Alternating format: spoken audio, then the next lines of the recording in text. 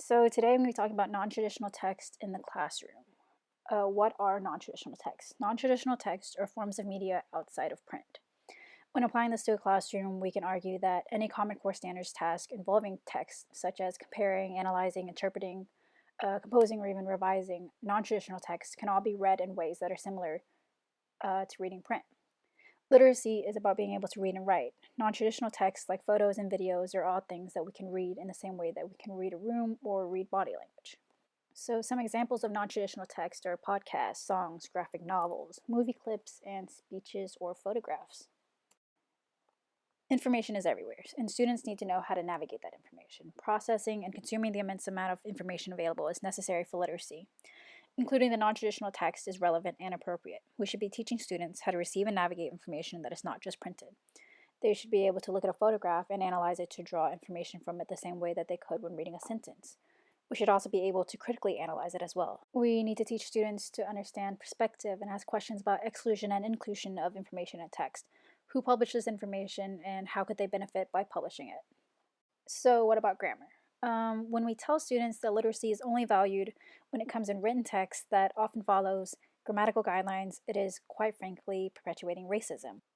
Who are these grammatical rules created by? The point of literacy is to guide students to create their own thoughts and express their reflections of other text. And doing this with non traditional text is still literacy, creating a classroom environment where students learn how to consume information and then how to reflect it by citing evidence from the text and also by critiquing the text is literacy. Grammar, I think, is just a way of upholding white supremacy. So I don't know that the promotion of creating written text over non-traditional text is the most effective form of literacy I could teach.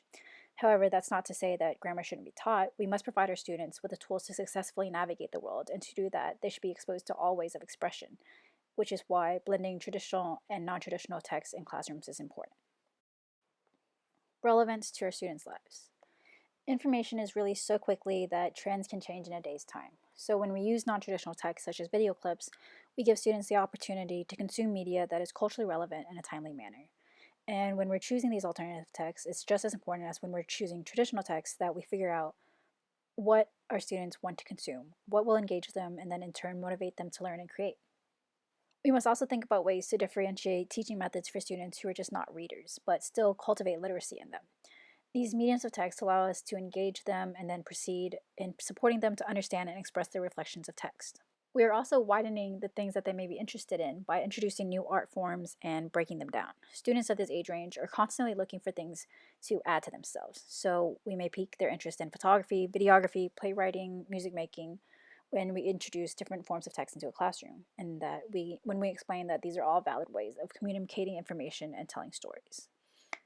Finally, we're also expanding their cultural interest and promoting intercultural communication. We can understand what means of expressions are important to certain cultures and, in that way, change the way we communicate ourselves. Traditional text as being culturally responsive. Um, we are introducing art forms that are specific to or stem from different cultures. Things like manga, which comes from Japanese culture, or rap, which is historically black. And I think that culturally relevant pedagogy is not just about including the culture of your students in your curriculum, which is the most important part, but I think it's also about revealing our students to things that are separated by class exclusion, things like opera scenes and musicals. So, over the past few weeks, as we've been distancing ourselves socially, a lot of folks have gone to Instagram to share their day. When we think about Instagram at its very core, it's just a photo sharing website. But it's also a social media form, and because of the popularity of it, we don't always give it the credibility that it has. But it is essentially just photos, which is another form of non traditional text, and we can read those too. My question is whether Instagram stories have the validity to be text that we can use in classrooms, especially when talking about social activism in classrooms, because social media has become the core of organizing social movements. So that's just something I've been thinking about. Finally, I just had this quote from Cultivating Genius that says, "Engaging in text gave them a means to meet the greater ends of elevating their minds." So thank you so much for listening to my presentation.